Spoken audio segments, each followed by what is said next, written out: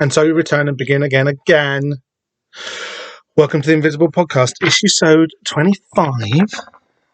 I'm Bob Z. We're going issue by issue, page by page, panel by panel. I'm a podcaster and I haven't had any dinner through Grant Morrison's Cosmic Conspiracy classic from the 90s, The Invisibles. And as I say, we are on to Issuesode 25. The title is called 6 and a half dozen of the other. Title of the issue, Robustly. It's a strong issue. For that, no creases, no damage, no weakness in the spine. Yeah.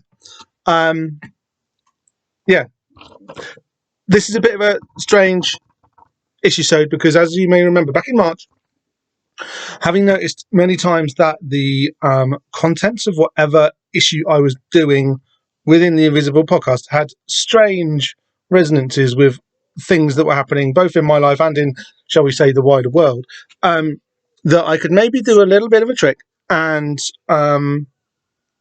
by jumping ahead of myself a couple of months, going upstream of time or downstream, depending which way you look at these things, obviously, I could look ahead at the issue that was going to be the topic of our May issue broadcast. I know it's June now, but because I did two episodes, or two releases, not two episodes, but part 1 and part 2 in May, I did part 2 in May. I didn't have to do this until June. So this is the May issue, even though the episode that's about it is coming out in June. It doesn't really make sense, but that's what's happened. And I believe that it's quite in keeping with the original spirit of the publication schedule of The Invisibles to kind of not come out monthly, or at least not for these monthly resonances to work too closely. Nevertheless, this is the May issue. Or the May 2021 issue. It came out in October 1996, but it's the May 2021 issue. So back in March 2021, I read this issue to see if I could work out what would happen in May 2021. Right? You remember, you were there.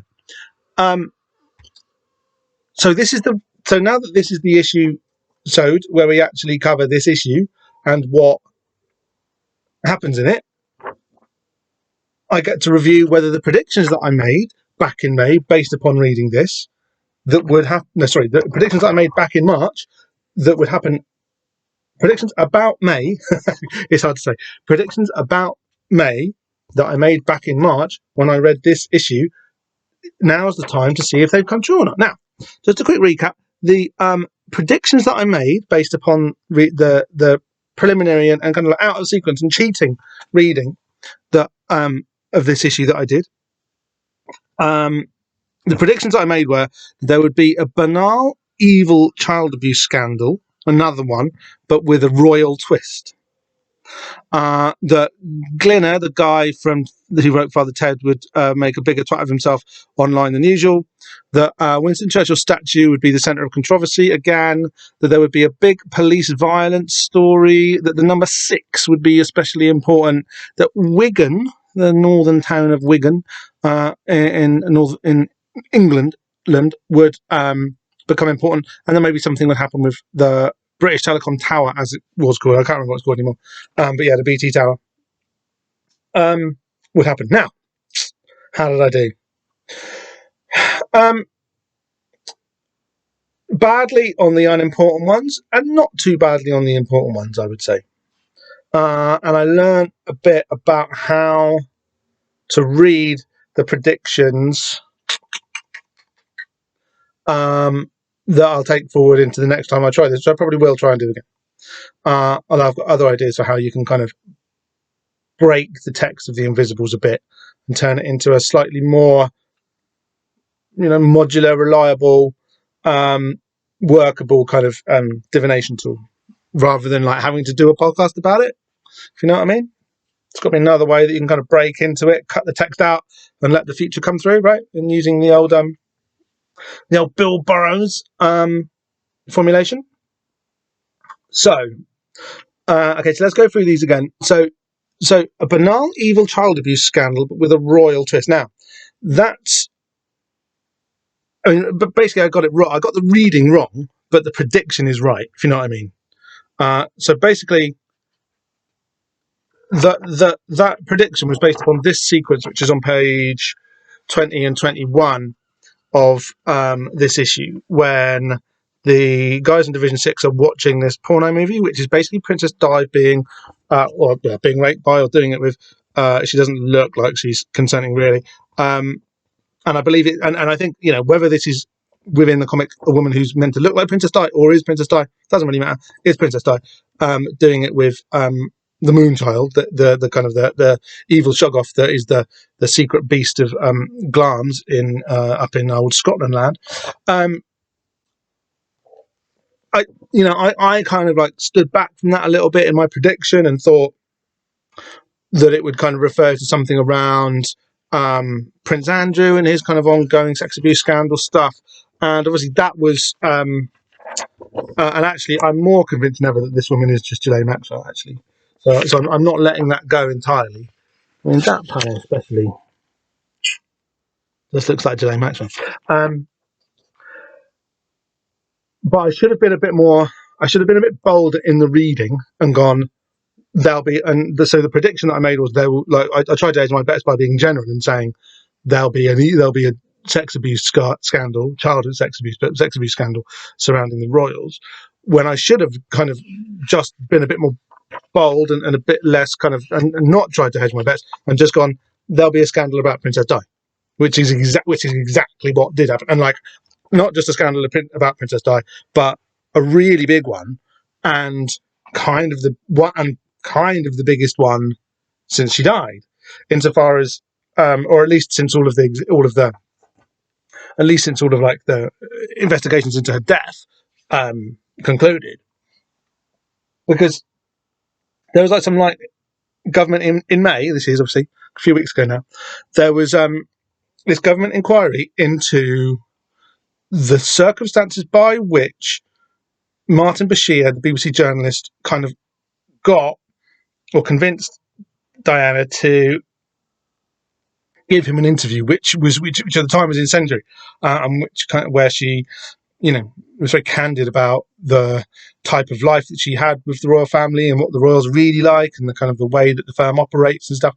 And it was a big deal at the time. It was a very big sort of blow to the integrity and popularity of the royal family in this country, which really they've spent the last 20 years trying to recover, and using indeed her children as the weapons or the materials from which to rebuild their reputation. And then in May, it basically came out in a public inquiry that Bashir had forged documents, banking statements or something, that he showed to Diana that convinced her to do the interview so that she could kind of strike back at the royals. Basically like tricking Diana, or at least this is like one upper layer of narrative that you can ascribe to these events as they were revealed in May 2021, is that Martin Bashir faked up some documents, quite liberally, and tricked her into thinking that the royals hated her more than they did, so that she would do an interview with him, and spill the beans basically about what really goes on behind the royal curtains. And like I say, I should have just been more bold and gone like, it's not just going to be a general royal sex scandal. It's going to be a Diana-shaped royal scandal, because it's fucking huge. Actually, that like the fact that this like high-ranking BBC journalist guy did literally trick her, like deliberately lied to her, manipulate her into doing this thing, is it's huge. Yeah, it's the biggest kind of like Diana revelation it's been in decades really. And obviously, this being like something of a conspiracy theory podcast, it's very like, yeah, there was a conspiracy to trick Diana into going to war with the royals, and this weirdly sort of journalistic, media based false flag event was cooked up by Martin Bashir, stroke the BBC, to start this kind of like war, this like internecine war within the royal family. Like I say, that's the top layer of reading of that. And but the conspiracy doesn't appear to be any question about that anymore. He did lie to her. He did trick her. Him and his kind of some journalistic colleagues, and indeed with some level of like political cover from people in the BBC, higher up in the BBC, who probably were, if not like directly aware of it, kind of at least prepared to turn a blind eye to whatever means were used in order to secure the interview. So that's huge. That's like a huge royal scandal. The BBC literally tricked Diana into going to war with the royal family. Now, another layer here, I don't know whether it's a layer that sits on top of the top layer or kind of sits just underneath it, probably the latter. Another layer of narrative is that like it's a mistake to see the royal family and the BBC as separate or opposing entities in many ways, right? At the time, the BBC still played the national anthem, "God Save the Queen," every night at the end of programming. Sort of shortly after midnight, kind of right in the heart of the witching hour. Actually, usually is when the BBC TV channels and radio channels indeed would go off the air, and the last thing they would do before they went off the air would be to play the national anthem, "God Save the Queen," that dreary old dirge. Sorry, Mum. So like the BBC and the royal family are very much like the same thing. They're very much like organs of the ruling class, right? I did like the head of state, if you like, the head of and the mouthpiece of the body politic in the UK, of the ruling class. Let's be honest. So it's kind of a mistake to say that like something that the BBC does is actively antagonistic to the royal family, because they're kind of the same beast, and in any kind of meaningful sense, they're kind of the same beast. And this trickery on Bashir's part isn't a trickery to kind of get a scoop in a journalistic sense, to make himself look good and to kind of like have a big TV show for the BBC. It's more like a better way of thinking about it is that the BBC is the means that the royal family used to alienate Diana from them and begin this kind of process of turbulence, which allowed them to murder her, basically, right? Which gave them they wanted rid because she'd served her purpose as a broodmare, and the heir had a woman already who he preferred, and wanted to kind of get rid of the broodmare. Horrible thing to say, but this is how they roll. And alienate her, drive her out of the royal family, make her think that they hated her more than they really did, or at least kind of give her an excuse to kind of get very paranoid and upset about her relationship with them. And then eventually be like, she's drifted so far away that we can kind of cook up another excuse to kill her off in circumstances which we'll get to later in the Invisible podcast after it's actually happened, because all this stuff didn't happen in the Invisibles. Winter was alive. She hadn't even been killed yet. Fucking crazy. Because it really feels like there's a foreshadowing of Diana's death here. And the interview itself was like in 1994 or something, like some time before this issue came out. But this issue came out only about a year or so before she died. So the process of alienation and her eventual sacrifice was well underway by this point. And we found out in May 2021 that was a thing, that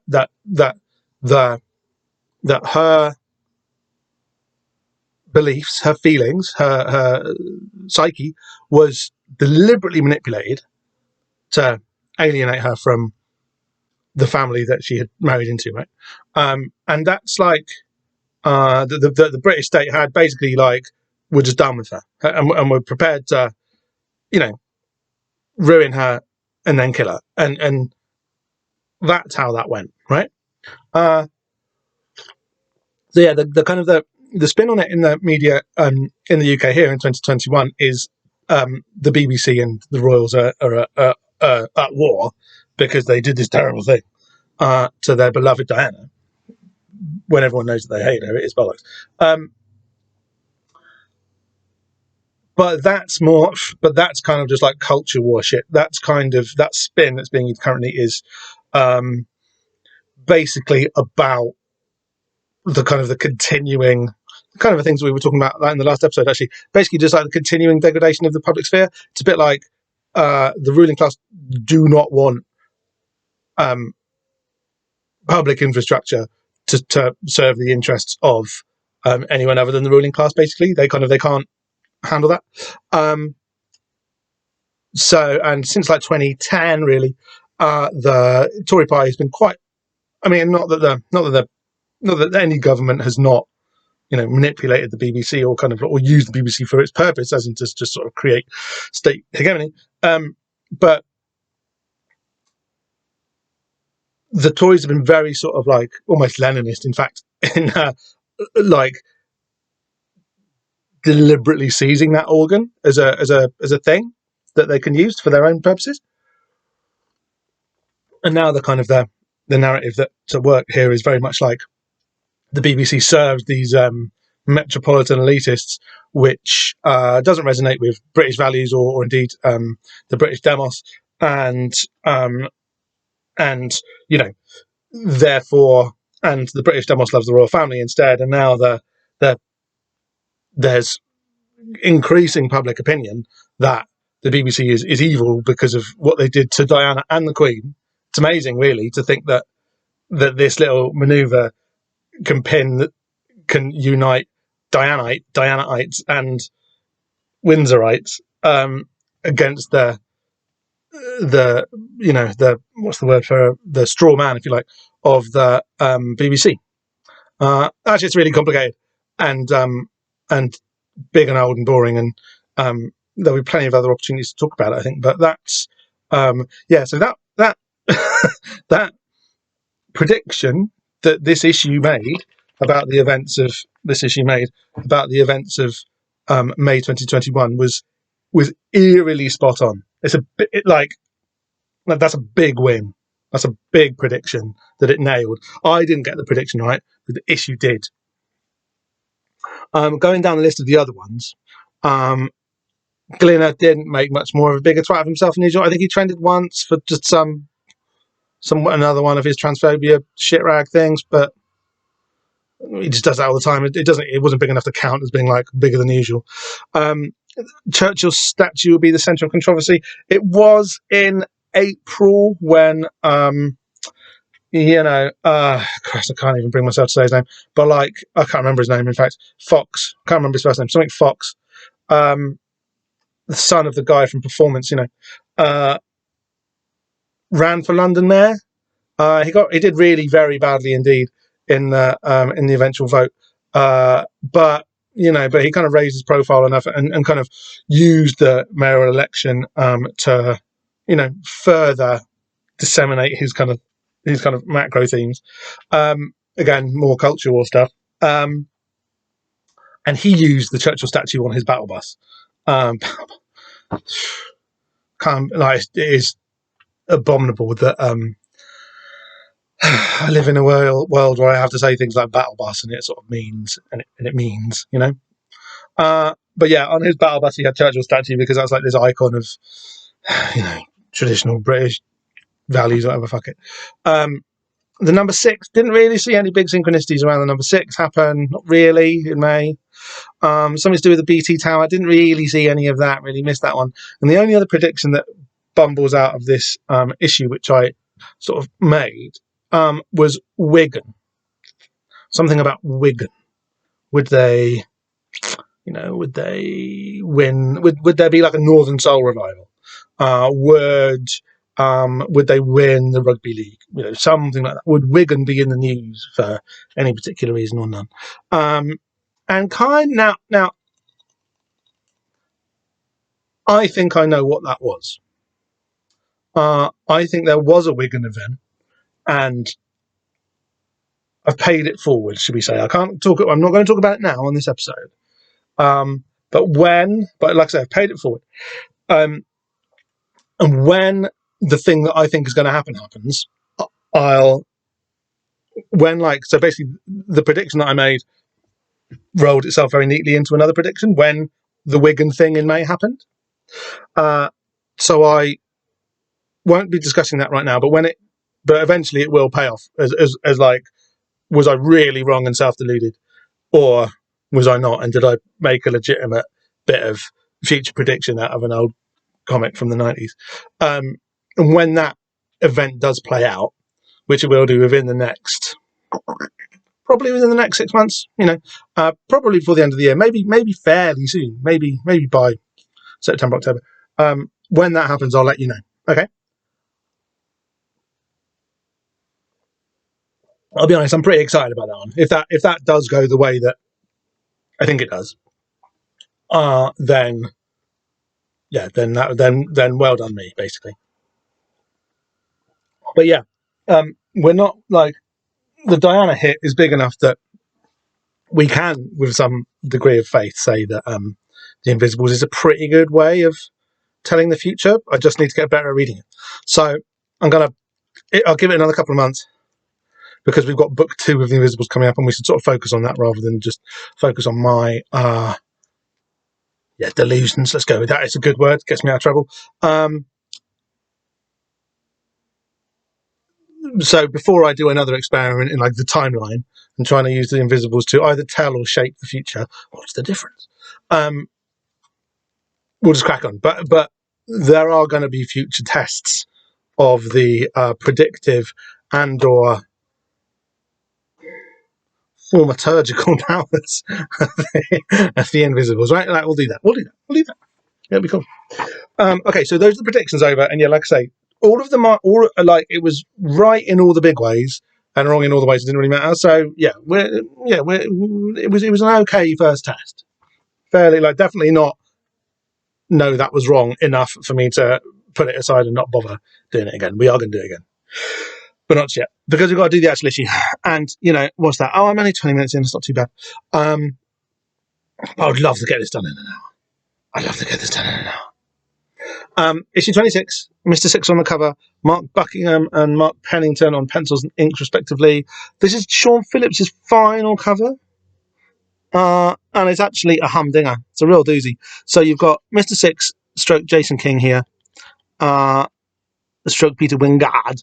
With all of these sixes, basically there's like 6 sixes on the cover, which is a bit 666y, isn't it? It's a bit satanic. And then him doing like a cool kung fu pose, kind of just in time to sort of beat the clock on the Austin Powers stuff, which would become bigger shortly after this, in terms of like British spy-fi retroism, lol. That's a money spinner and something which the whole West gets reasonably obsessed about for a little while. Over the page, we've got an advert for House of Secrets. Can you keep a secret? Not if it's ripped from you word by word by word. Your unspoken truths become dread reality in a court of supernatural horror. House of Secrets. Stephen T. Siegel and Teddy Christensen. It's basically an advert for another house advert for another Vertigo comic. I haven't read this. No interest. Clearly the point where like Sandman disease has pretty fully poisoned Vertigo's editorial department, and every fucking character looks like this for the foreseeable future, pretty much. You see what I mean? Or at least a big chunk of them do. This kind of like goth shit, it doesn't interest me at all. And I don't, and it's weird because I say, like, obviously I'm a bit gothy, but like, sort of like miserablest goth comics like that. Nope, not doing that. How does it require? I mean, House of Secrets. So they're in this. So a lot of this issue takes place in, or at least it starts right here in a casino, which is known as the House, right? And obviously there are secrets in there, which the Division X detectives are looking into. So, does it kind of lead into the issue at hand? Yes, it does. Is it a comic which is worth reading? I shouldn't have thought so. So we've got this fly on a roulette wheel. Now there was quite a big blue bottle in here beforehand because the door's open because it's kind of a nice summer's day today. Makes a change. So there may be a blue bottle flying around, which would be on point, wouldn't it? And then we get this woman, this attractive woman who works in a strip club in Soho, Mr. Quimper's strip club in Soho, spoilers, kind of gives us this quick run through of like the Zoroastrian creation myth, right? 9,000 years ago, the entire universe was created by Ormazd, the wise lord. 3,000 years later, the destructive spirit, also known as Ahriman, entered the creation to, that's my Persian accent, I'm terribly sorry, entered the creation to inflict suffering and death on its inhabitants. But when Ahriman and his dark forces tried to leave the universe after doing their dirty work, they realized they'd been tricked. The whole creation was nothing but a cage designed by Ormazd to trap the forces of evil where he could destroy them. That's when the battle started. So the battle that's being referred to there is obviously the battle between the Invisibles and the other ones, the goodies and the baddies. This contrasts quite closely, obviously, with the... so, like, remember when we did the Book of John in the previous issue where, like, creation is... Like, there's a flaw in the Godhead and, like, the creation of the kind of... the like, sensory of the knowable world kind of cascades out of that flaw. This is similar, right? Like, that... I mean, it's not the same. I don't want to do that. I don't want to do that kind of, like, you know, over myth thing. That kind of, like, tying different cultural stories up as if they're all just one myth that's being, you know, poked out from different directions of the human experience. Because I sort of believe that, but I sort of don't as well. But there is obviously like a textual similarity between the stuff in the Gnostic Gospel of John and here, this kind of like hasty rewriting of the Zoroastrian creation myth, where and the basic kind of similarity is that creation is like wrong, right? It's like it's Gnosticism or it's Gnosticism. That creation isn't just this kind of natural unfolded thing. It's a deliberate, it's a deliberate like error because it has got so much pain in it. Basically, it's a good way of people trying to explain how awful the universe can be, and how awful it is to have a body and be human and to feel pain and to worry and to have anxiety and all those things. That's the kind of the common thread here, is that like creation isn't what it looks like, or isn't what one suspects that it's not what it thinks it is. Now, obviously, if you're a character in a comic, it isn't. You've got to stand here and pretend that you're a possessed sex worker, or maybe not. Maybe she's just a hostess in a club. A possessed pleasure industries worker. Pretending that you're not just some drawings on a page, right? Like that's the kind of the analogy here in a kind of in a metatextual sense, is that this drawing is talking to you and me, and she thinks that her reality is this casino, but it's not. It's just a drawing on a page, and that's maybe that's maybe not that kind of awareness that she hasn't got, but which we can infer is maybe not a bad awareness to try to bring to your understanding of, you know, metaphysics and your existential or spiritual philosophy, right? So do that if you want. She's lighting a cigarette. Yeah, there's an envelope with an X on it. Oh, and then that's kind of just a little preamble, and then on page 2. We're back with Division X. Now, I say back with, not really. This is kind of the first time we've met them, kind of not. And it all happened quite a long time, not very long time ago in the timeline of the book. Quite a long time ago in our timeline. So, about 6 or 7 months ago? Maybe longer, maybe like 9 months ago. We met Jack Flint, I think in one of the She-Man arc, one of Lord Fanny's story. We met Jack Flint. he's in a strip club, not unlike the one we were just at, and he's watching a stripper and it's all a bit sad, and then he gets a couple of blokes come up and go, "Oh, Jack Flynn." And then similarly, George Harper, we see him in a kind of a Tarantino-esque standoff in a warehouse in King Mob's arc. And there's been loads of references to, and he gets a phone call and he's like, "What?" And it's all very sort of like nihilistic and kind of like grim violence, played for laughs or played lightly. And there's been loads of references to Division X so far, right? There's been the telephone ringing in an abandoned office. There's been some Miles and Brody. I'm going to say Brady. Brody discussing Division X being reactivated. And again, which only happened a few days ago within the timeline of the comic.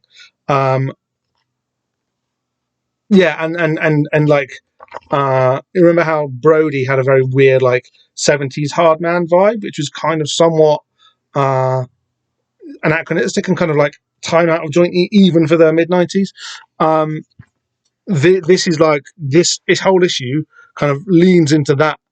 And I banged on a lot about how Brody was like a representation of a type of masculinity which was old-fashioned at the time and becoming, more and more noticeably absurd as it was kind of recuperated, if you like, or it wasn't really being recuperated, but it was kind of being ironized and referenced as a means to create different, more soft, if you like. I think, it's just not a bad word for it. Softer forms of masculinity and how they might be more suitable for life in the 90s and the 21st century.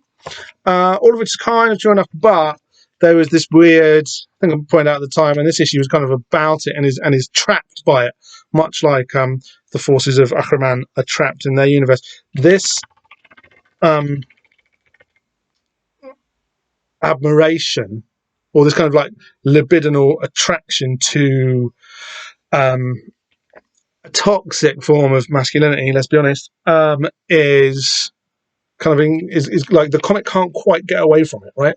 And it's able to poke fun at it, and it's able to notice how silly it is, but it loves it, and it really wants to spend time in it and doing it. And Cat's being a pain. Can you hear that? Back in a sec.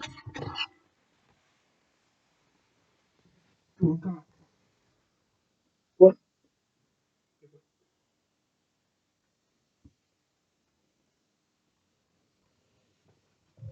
I'm not going to edit that out. I don't know if you heard that, but I'm not going to edit that out last time. I ain't going to edit it out. Sorry, this is a lazy podcast. Okay, and we've got Father Ted here, and now I meant to look this up, but I don't know when. Like, he died not long after this. Maybe I'll look that up now. No, maybe my phone's lying. But what's this guy's name? Christ, I can't remember that. This is bad research. The guy who played Father Ted, what was his name? Dermot?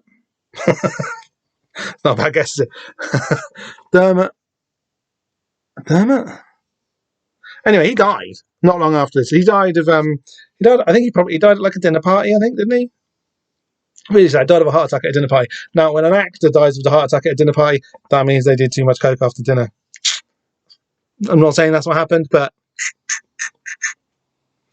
that's probably what happened. Father Ted is like a very beloved sort of sitcom, and its writer, or its primary writer, there was two, the other one isn't quite so much of a cunt, but its writer, Graham Linehan, speaking of attractions to forms of masculinity that it can't quite digest and metabolize, basically he wrote Father Ted, and it's a comedy classic and everyone loved it. And then he wrote another sitcom many years later called The IT Crowd, about a bunch of like nerds in an office. There was one really bad episode where he just went into loads of really awful, like, transphobic jokes, and one of the and basically got criticised for it. And instead of going, "Oh God, hang on, maybe I've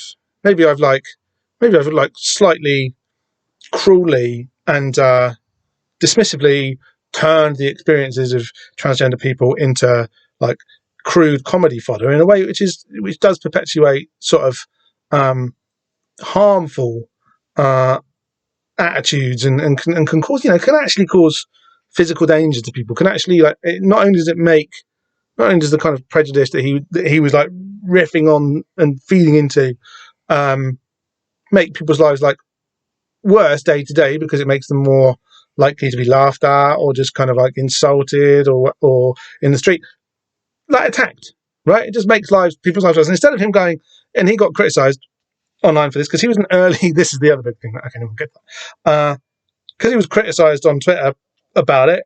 Instead of going, oh shit, hang on, and reflecting on it and going like, maybe maybe I did make a mistake there, and I could apologise for that, and I could use this as a learning experience. He just he basically, being transphobic became the most important thing in his life, and now that's all he is. He's been kicked off most of the social media channels except for the really fashy ones, and he spends his whole life being transphobic. That's his whole thing, and attacking this really like marginalised community. And the word I used about him a minute ago is a kind one, to be honest, because he's really the other interesting thing to say about him is that he was in around whenever it was, must have been 2007 or something.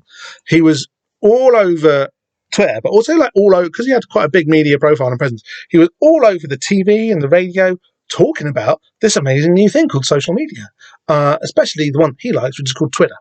And he was a massive booster of Twitter in the UK, like a prominent, frequent, vocal advocate for its uptake, and it broke his brain. It totally drove him mad. It just totally broke him. And that's amusing because it's a really good case study in like the toxicity of social media, basically. I haven't said this for a few months on the show, but I've said it here like loads of times. Social media is mind control technology. That's the best way to understand it. It's like like the evil genius in like an old sci-fi serial from the 40s with his laser that he can fire at people that turns them into crazy zombies. In real life, what that looks like is Twitter. And this guy, he kind of like was one of the first people to be hit by that brain laser. Has had his life ruined by it. He's properly like I believe he's got divorced from his wife and stuff. He's been estranged from his family, all because his hatred of trans people is much more important to him than all of those other things. And I don't think that would have happened if social media hadn't been a factor. In fact, it definitely wouldn't have happened if social media hadn't been a factor in his psychology and in the influences that were at play on him. That's funny. Well, I can't. And Jack Flint's watching a video of Father Ted. He mentions Flann O'Brien's a third policeman, which is again a bit like, it's kind of like a kooky Irish rendering of the it's like Wittgensteinian philosophy, right? But it's not far off the Gnostic trap thing that the woman on page 1 is talking about. That creation is just this series of like hells that you're caught in, right? That's kind of why it's relevant here. But it's also about 3 policemen. One of them and they turn into bicycles. It is very funny. A little bit too long. It's very funny and worth a read. And Jack Flint says it's one of the best, one of the greatest books in the English language. Yeah, it isn't far off. It is really, really good. You'd like it, George. It's a comedy, like your bloody haircut. Okay. So I've got 20 minutes. I'd love to finish this in an hour. Hour and 10, say. And I've sort of been through this step by step already. So they're doing this. There's some cool magic stuff, right? He's throwing like Harper, who's what? Oh Christ, I can't remember. What's his name in the Sweeney? I was literally watching episodes of the Sweeney an hour ago, and I've forgotten. So this is Jack Flint. this is George Harper. Harper is throwing darts near a dartboard, and it's a bit like, why is he doing that? Why is he just randomly throwing darts? Darts is very obviously a very sort of 70s sport or game. Sport? No, it's a sport. Come on. It's not quite clear why he's doing that. I knew an IRA bloke called O'Brien once. He'd no left arm, and one night when he was pissed as a fart, he actually let me hear the sound of one hand clapping. Pity I had to shoot him. It's an old Simpsons joke, isn't it? Sound of one hand clapping.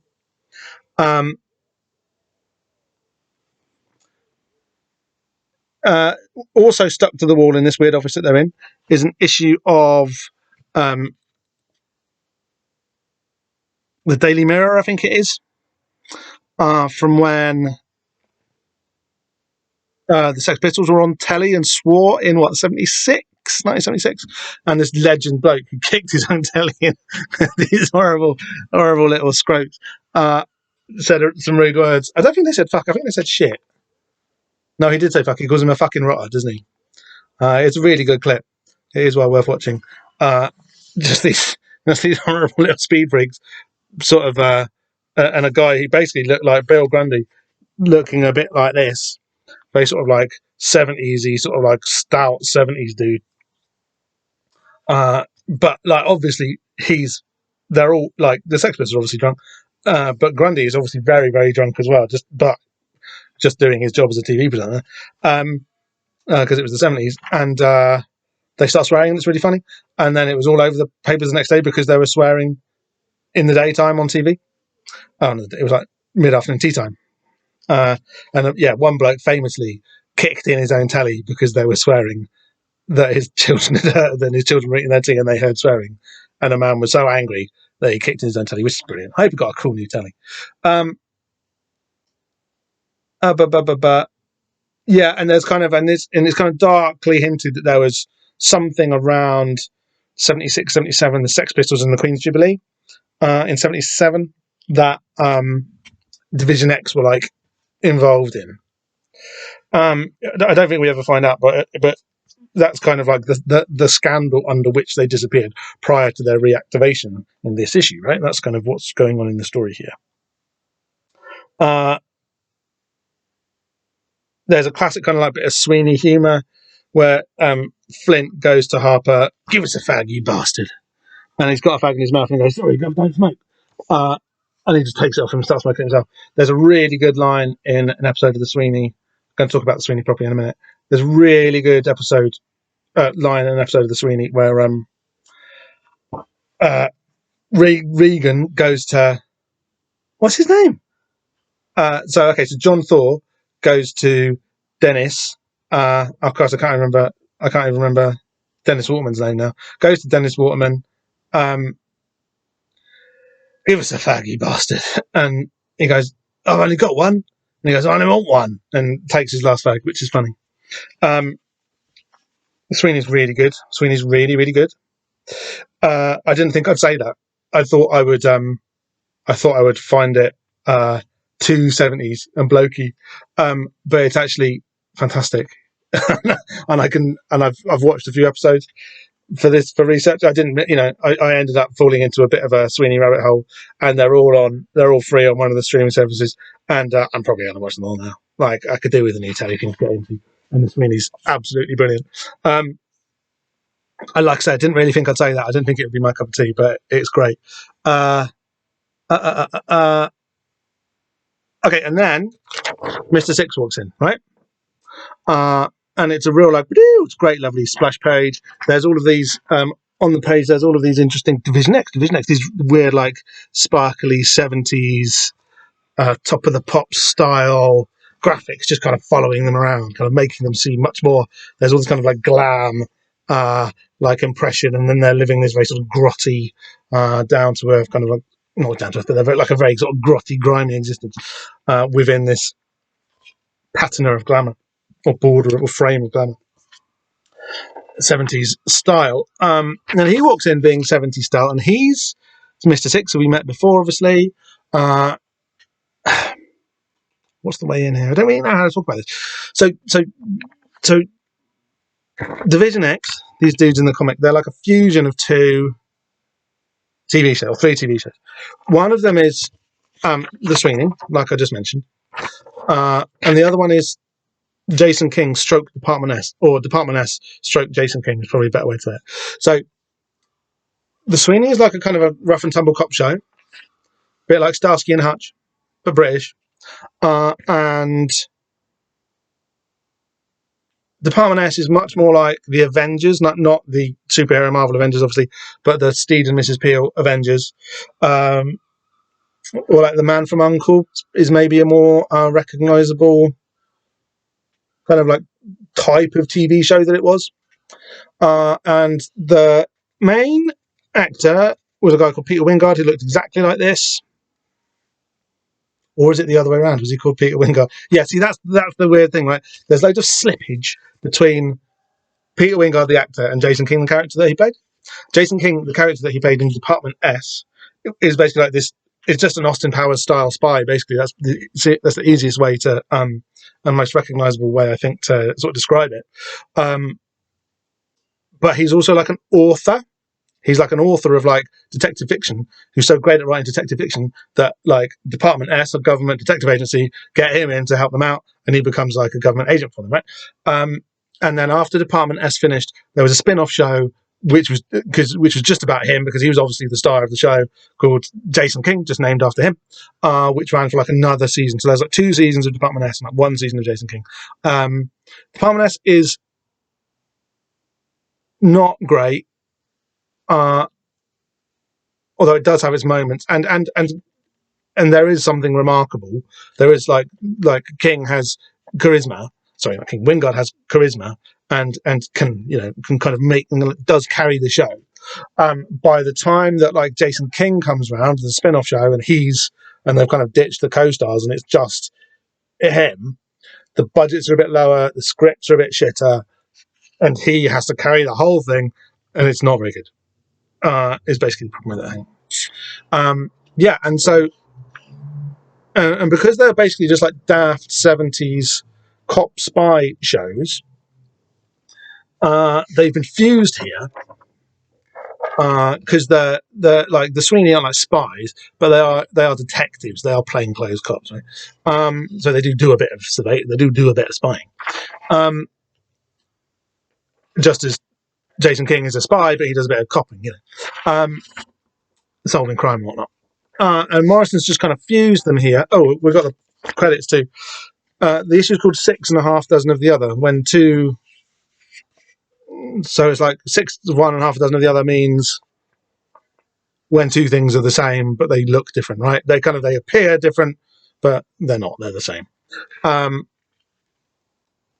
What does that mean in terms of the Invisibles? Could it be that the heroes are the baddies and the baddies are the heroes? The credits for the episode: Grant Morrison, writer; Mark Buckingham, penciler; Mark Pennington, inker; Daniel Votso, colour and separations; Clem Robbins, letterer; and Shelley Roberg, editor. It doesn't say on these credits that the Invisibles is created by Grant Morrison, which it normally does, doesn't it? So that's the thing. Mark Buckingham, Mark Pennington. What do we say about the Marks? Their art's really good, I guess. They're packing it in here, and there's a grotesqueness to everything. They're being asked to work quite hard on some of these panels. I think there's a lot of information being kind of put in and got across, and it's good. It's not a style that I would want to have around too much, because it's a little bit, I don't know, this happens a few times, but like the second half of his face doesn't really sit right, I don't think. I think that's an inking problem, but he's gone a bit too big on where the chin is there. Should be a bit more on this side. Do you know what I mean? Like there's just a few. I don't like the art that much, because I think it kind of tries to be better at caricaturing than it is, and the caricatures just sort of don't quite land. But it has a lot, but it's got quite a lot to recommend it. It's good. It's good. It's fun. And he walks in with this leonine belt buckle, big flares. Yes, this is 96, and he's looking very, very 70s, obviously, which is kind of when he would have looked like this last, when his character, Mr. Six, would have been rolled out. Shortly after that, he would have. Actually, it's not that shortly, is it? So we find out that he was. I think he said he was Mr. Six, basically spying on Dane for about 8 years, which would put it in 88. So there's like a 10-year, and we can infer that Division X was dissolved in 77. So for about 10 or 11 years, Mr. Six, Big Malky, would have not been in Division X or been teaching at Dane's school, right? And in that time, he was probably doing all sorts of spy shenanigans. Yeah. In fact, he was probably doing the solo Jason King episodes rather than the Department S, Division X ones, right? Oh, and obviously Division X is a bit like the X-Files. They're like psychic cops or paranormal investigator cops, right? And in Department S, Jason King, like I said, is an author who writes the kind of fiction that he lives in, and that's like Gideon Stargo stroke King Mob in the comic, and it's a bit like Grant Morrison stroke King Mob in real life, right? So that's one of the resonances for why this obscure and quite crap, I mean, remarkable, but kind of crap star from the 70s is kind of appearing here as this kind of like cool dad figure. It is really odd. It is a bit Peter Wyngarde, the actor. He's a really odd character. Basically, just gay, I think, in a time when you weren't allowed to be, and kind of had to hide his identity very much because of that. And had a really strange upbringing. Like, no one's quite sure what his real name was and stuff. Actually, probably not a very strange upbringing, but a very mysterious one.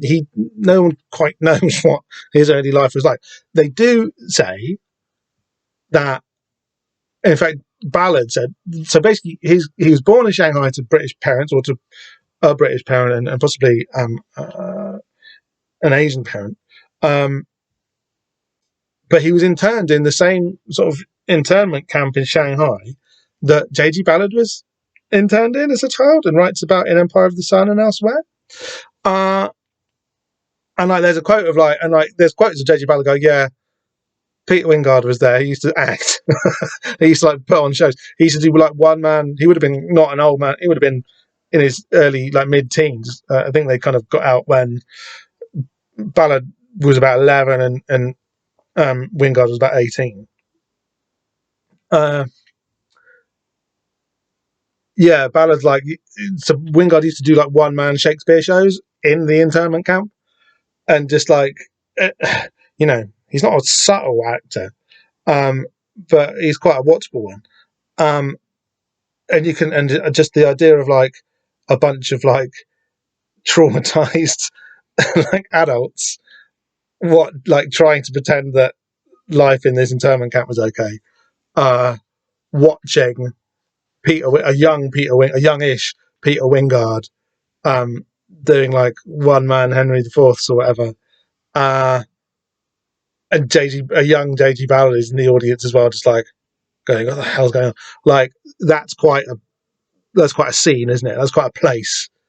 I like that. I mean, Ballard's still the only British post-war writer who's worth anything, really, isn't he? I mean, there's good ones, but he's the only great one. Yeah, I like that image. I like them all just sitting there under the watchful eyes of the guards, and this guy, this poor gay kid, is just like Shakespearing his heart out, and it's kind of like there's like J.G. Ballard is watching from and loads of like middle class, like diplomatic parents, kind of like watching, going, "What is my life like?" Anyway, yeah, I find that amusing. And the other thing is that, like, so the Sweeney's great, right? And one of the reasons that it's so good is that it's so John Thaw is just magnetic, and in fact they make it's good. There's a few comments on. I don't want to read through all the dialogue, but there's comments about them looking young and stuff, given that they have like these guys. So obviously they're in the 90s, but they look like they haven't aged since they were originally doing this in the 70s. And that's kind of funny and good and weird, because if you watch an episode of The Sweeney now, then you'll look at John Thaw and think that here's a well-preserved man in his early 50s, and he was in his early 30s. Like, if you look at John Thaw in The Sweeney, he was 32 when he started making that show, and like the 70s were tough, man. Like, if that's on the 60s as well, when he obviously would have been growing up, they were tough to produce a 32-year-old that would look that worn and lived in already, you know? Honestly, it's unbelievable how old John Thaw looks at the age of 32. And they're commenting on kind of that, like, agelessness that they have, which is basically another way of saying you just got old really quickly. It's brilliant because it was filmed basically by like documentary makers and stuff. So like they're all quite used to just like having a camera on their shoulder and running around. And it was all shot on film and on location. The budgets were big enough that they could get away with that. They could do that. And this kind of the vision that it presents of like a squalid, gritty, crime-infested, mid-70s West London is spectacular. Just like the place, kind of this kind of like thing that's like it's really struggling to emerge from like the bombed out wreckage of pre-war England. Is it just looks incredible, and it kind of I really don't want this to become a hauntology podcast, but for the second episode in a row, I am going to have to use the H word, because it kind of I don't want it to be. It's like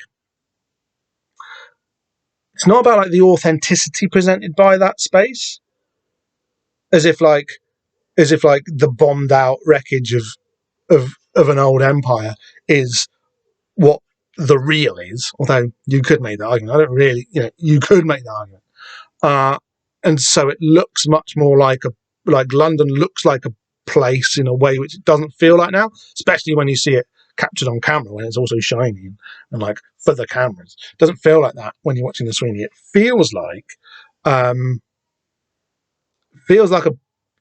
a broken place, which is nevertheless highly productive of life, if you like. It feels really and I don't mean vibrant as in like culture, bars, cafes.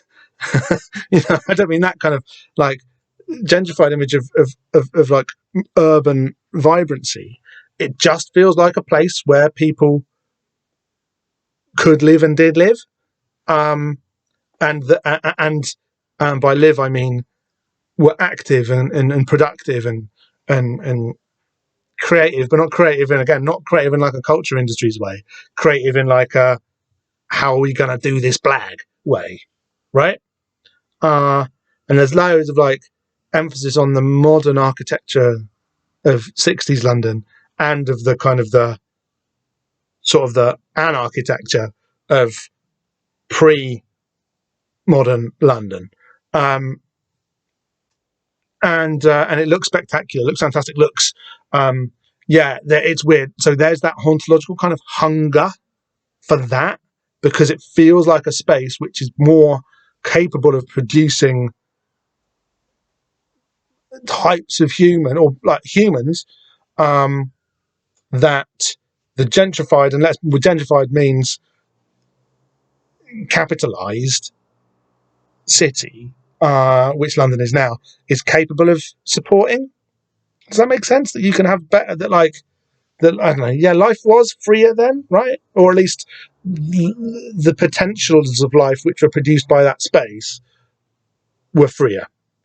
I don't think that's too much of a thing to say. Like, it's not too much. Like, I don't want to be too down on London, although I kind of do. I don't want to be too down on London, but like, you can't afford to live there if you're working class anymore, or at least far fewer people are able to. Whereas during the Sweeney, it was a place where working class people could live. There was still, light and indeed some heavy industry there, because all of that hadn't been You know, the Sweeney, in fact, marks the point historically where that starts to get, offshored. And in fact, maybe it's the point where you start to showcase the city as the space which is like, look at all this empty land which is ripe for redevelopment. Like we could remove the criminality from here and have cafes instead, couldn't we? So maybe it's serving a nefarious purpose in that regard. But the Swing is fucking brilliant. And the toxic masculinities which are represented there are lighter than I had given them credit for previously, and not in like a self-conscious kind of like ironic way. Just like the scripts are funny and the actors are funny, and they're good at being funny in the way that they're not like, it's not like a comedy show, but they're characters who are good at bantering with each other. Sorry, I just said banter, didn't I? Wiki Bants. Yeah. Did I say what I wanted to say about the Sweeney? And it doesn't sit comfortably with Department S and Jason King, which is a shit cartoon from the start. Sweeney isn't like that, and I think conflating those two things is fairly, not problematic. I just think it's wrong. Just think there are different types of thing working there. I think it's probably a class thing. I think that Regan and Waterman and so the guys in the Sweeney are clearly working class guys, and he's not. Oh, and the other thing is that Peter Wyngarde is like a middle class playing toff. Like he's definitely not working class like the other guys are. Like Regan and Waterman are. Sorry, I'm not getting the names right. But like the Sweeney guys are not like this guy is. And also this is also just like a tragic dad, right? This is just we saw this character in The Invisibles sacrificing this kind of like decent identity as a teacher that he had in order to save the universe. He basically threw it away, right? And he has to come up with an identity to replace it with. And this is what he's picked. This like I say, this kind of like tragic sort of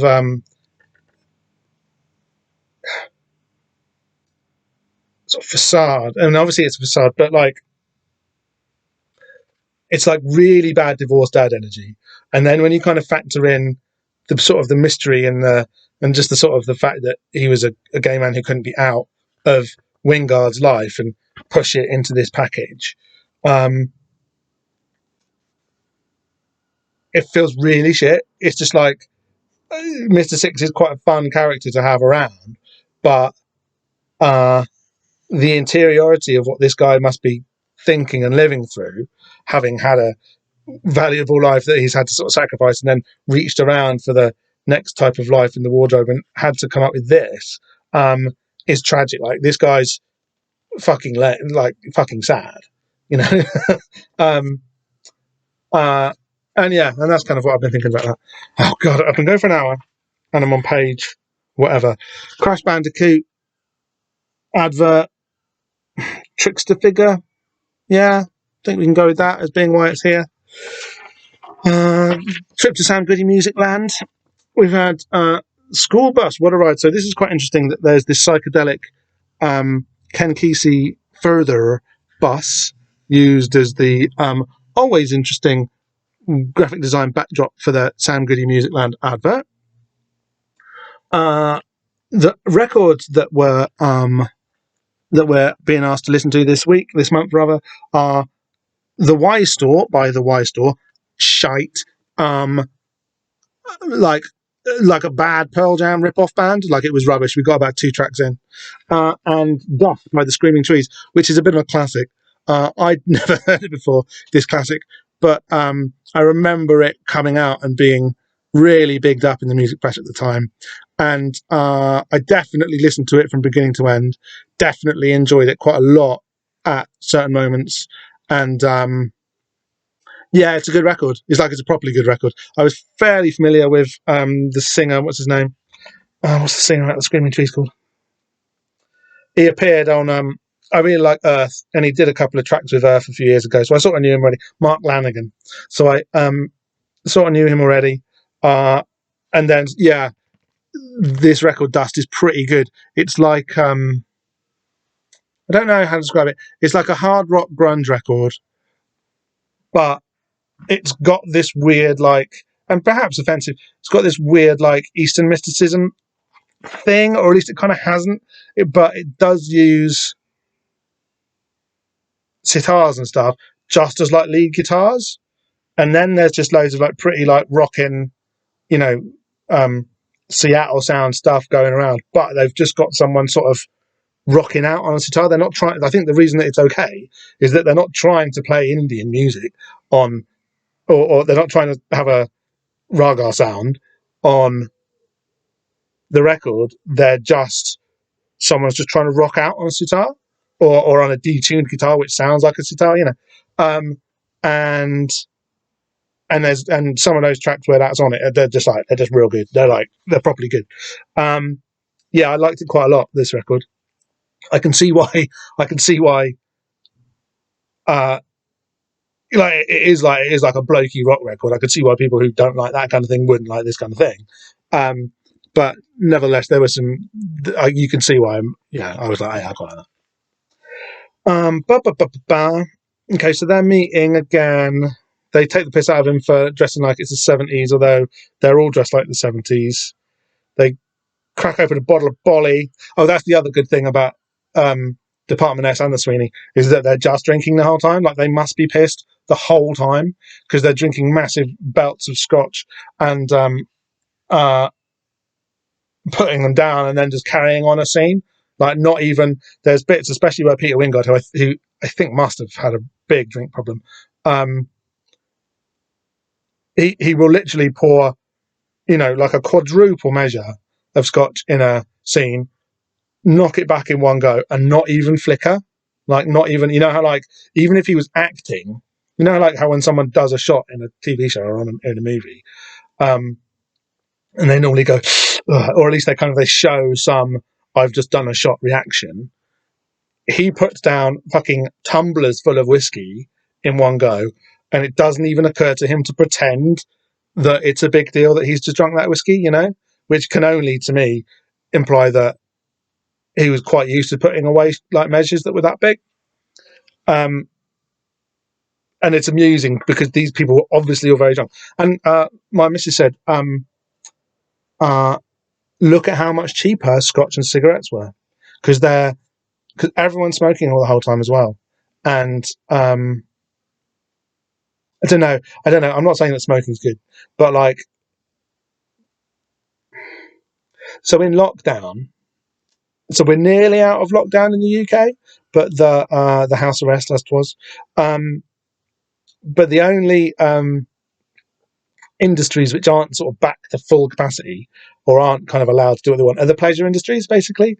Like the ones which are fun, clubbing and stuff, movies, they're all very, and live music, they're all very, the pleasure industries, they're still quite tightly controlled. And yeah, the Tories don't like it. Like the Tories don't like people having fun. They want to have fun, and they want to be the only ones who are allowed to have fun. And they don't, and it's not fun for them if other people are having fun. They want to be the only ones having fun. Like, that's very. If you want to go, oh, you sure? Go for your life. That's a very obvious, libidinal truth of British conservative psychology. Like, that's just how they use pleasure, how pleasure works for them. They don't want other people to have it. They want to have it all for themselves. So this kind of like tight control of the pleasure industries, such as we see, the type of venue that we see here, in fact, is one of the last things to go out. No, why was I talking about that? Oh yeah, because like smoking and drinking aren't good, or at least kind of not straightforwardly. But they are like the pleasures, right? And I don't mean that, and I know I kind of do mean that in a creepy Twin Peaks way. But they should be widely available, just because if you've got a human body, then tobacco and alcohol are ways of making having a human body a bit more bearable. And they're good, they're just good ways of people being able to access ways to hack their own feelings, and pricing them out of the contention of poor people is not okay. Don't agree with that. I think that's okay. But in the Sweeney and in Department S and in Jason King, everyone's smoking and drinking the whole time. It looks brilliant. Good for them. Okay, so they're getting the Ford Consul, which is the iconic. Oh God, I just said iconic. I said iconic and hauntology. What else have I said? That made me sound like a prick today. Anyway, everything. Oh, thanks. So we've got our statue of Churchill here. He looks a bit like Quimper coming out later, doesn't he? Full console, slightly unnecessary. Probably Japanese rather than Chinese tourist stereotype there. And again, it's taking the piss out of these 70s attitudes, but not really, but also just reproducing them. And that's a lot, and it's all just right past Westminster. Yeah. This comic doesn't, it doesn't know how to. It's not the reasons that it uses for thinking that that's okay aren't as clever as it thinks it is. So it's not okay. And then we're in Alan Dunn's House of Fun, and we're into the plot of the issue now. Division X have been reactivated to work out dig up, investigate what's happened at Alan Dunn's House of Fun. We know what's happened at Alan Dunn's House of Fun. There was a massive battle. There are satanic government cult tunnels underneath it, and there was a massive battle between the Invisibles and the government Satanists there. And there's one of these, and this is there's maybe shared doorways here between Liverpool and London. There's a line, space kind of folds here. Obviously, Mr. Six has been here very recently, so he basically sorts this out, goes away and gets changed, and then gets called back in to investigate his own crime, which is kind of cool. All of these Doctor Who baddie heads and Frankenstein, remember? There is a link to the Shelleys back in the Invisibles. This is kind of how monstrified their invisibilism may have been and become in the intervening 200 years.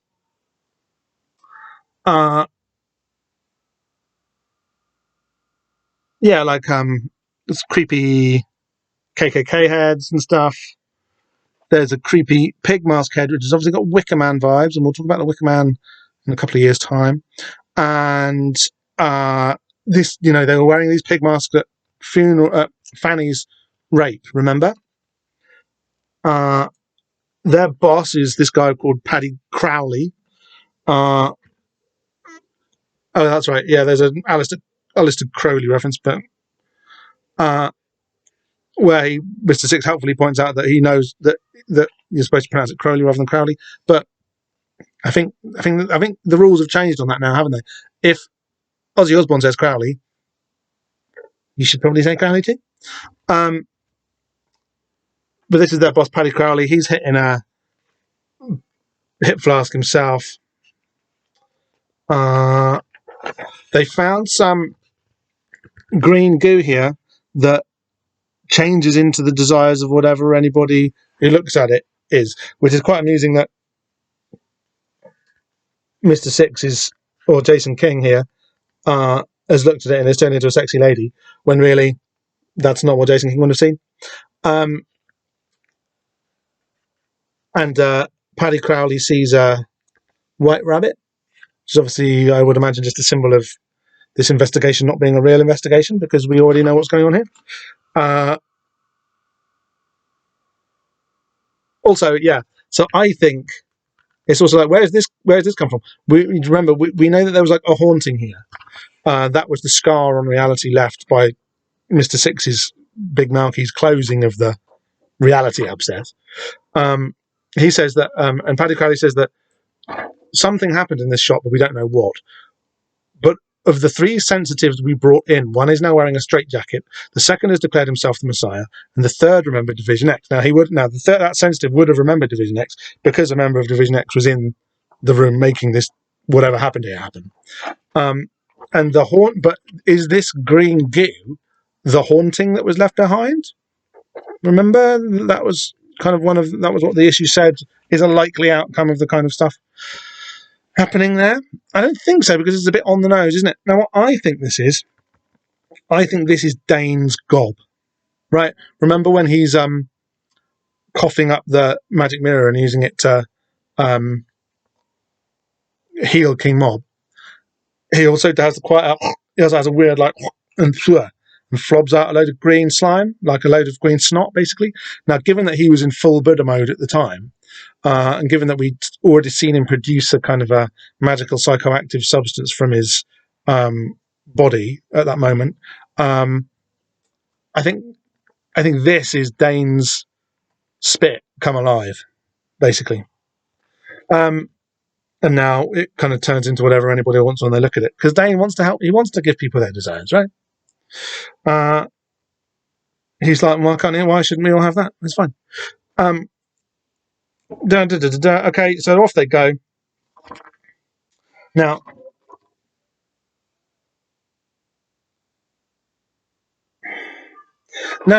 joke shops are creepy. Have we mentioned that before? I think maybe we did a bit, but I don't know if we did enough. And they're creepy in the same way that the 70s is creepy. That those kind of like bombed out, wide open city spaces are creepy. Yeah, I think we have gone on and talked about it before, but like, it's kind of like the Division X are investigating that. Like, they're investigating why are these seaside towns so creepy? Why are these pleasure industries? What's the kind of the malignant thing that you find right next to them? I think we know. I mean, I think we know, like psychologically, I think we know that, like, desire can't come without like a dark portion. And there's like kind of weird balances of lack and surplus, which can very quickly turn harmful. So it's not unusual to find these bleaknesses in seaside towns which are designed for pleasure, to find these kind of abject spaces in them, existing side by side, quite often in exactly the same space at exactly the same time. These hopes and these disappointments can exist simultaneously, right?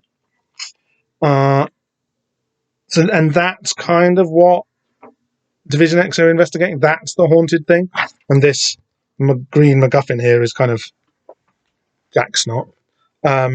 It's kind of where this issue wants to go, but it's also where this issue doesn't quite have the chops to go to, I don't think. It is. I can kind of see what Morrison's trying to do, using these broken,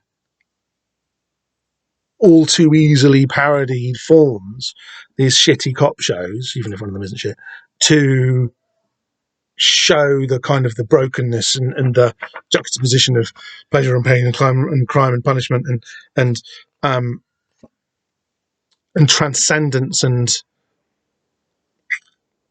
blockedness that is kind of going on here.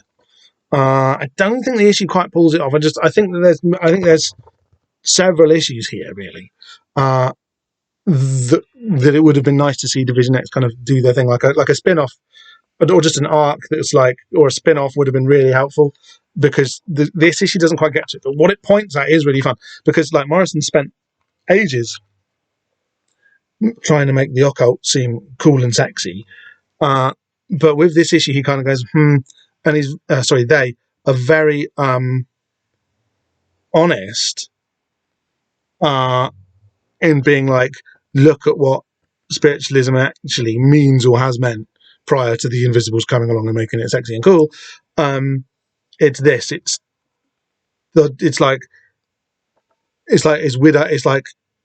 traumatized widows looking for where their dead husband hid the will, and using Ouija boards to do it, and just being ripped off by bold, somewhat psychic Ouija board con men, right? Yeah, like in the same way that like Flint and Mr. Six and everyone are doing this 70s masculinity, which the 90s is really desperate to not do, or kind of like belittle through, satire or parody. It has to do the same thing to the forms of occultism that it doesn't think are cool anymore, right? But at the same time, it puts them in there, so it seems kind of cool. Yeah, and then like, funny cop violence, and then funny cop violence added up for Heat. I shouldn't go off on a tangent about Heat. Heat's maybe my favourite film. Like I'm basically a Heat dad.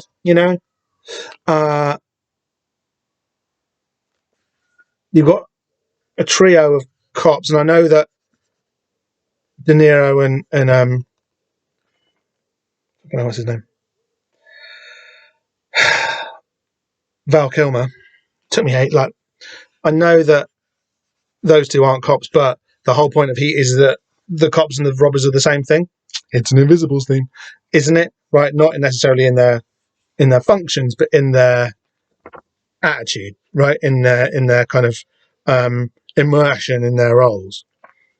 They only have their copitude or crimitude to live through. And that's a bit like Division X, right? They haven't got any identity except for the one that this weird psychic 70s cop role has got for them. I think that's a bit of a stretch. I could literally talk about Heat for hours. I love it so much. A mate of mine I was talking to about it was just like, yeah, just men, and he meant this in a good way. He was just like, yeah, just men getting out of cars, and it's like it is that. It's like it's the best movie about guys getting out of cars that there is, and I think maybe that's the best thing to make a movie about. Do you know what I mean? Yeah. Vampire, stillborn. The vampire is like a half vampire, half human, isn't it? Again, you can see the. At least this one's a bit sexy, but you can see the lame ass goth stereotypes that Vertigo is leaning into coming through, right? Dumpire. I just think it's a lame word.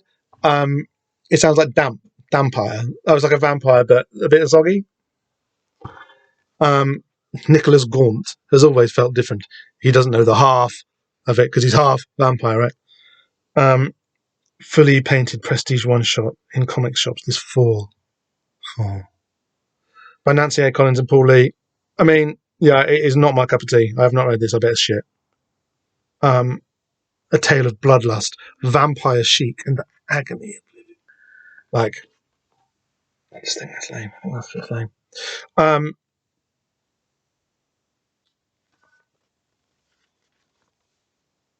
Jack Flint is still torturing this guy for information. I've been going for an hour and a half. How much more is there to go? Loads, really.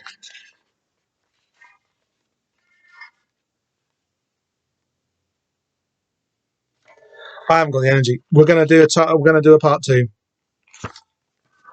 Literally, the Dampire has sucked the blood out of me. I've been going for an hour and a half, and I haven't. I've still got half the issue to go. So okay, so this is fine, right? So my rule to myself is I have to do 1 episode a month, but I don't necessarily have to do 1 issue a month. And because we've got the book 1, book 2 break, maybe I won't actually start doing Invisibles book 2 number 1 until August. You don't mind, do you? You're not watching it anyway. No one's watching. Actually, that's not true. I did meet a guy who was no, not me. I know. He knows one. If he's listening to this, bless him. He knows who he is. And he said something nice about this podcast, which was great, which is enough for me to keep going. Every little helps, as the man holding a Tesco bag said. Yeah, I've been going for an hour and a half. I've got shit to do, frankly, and this is enough for now.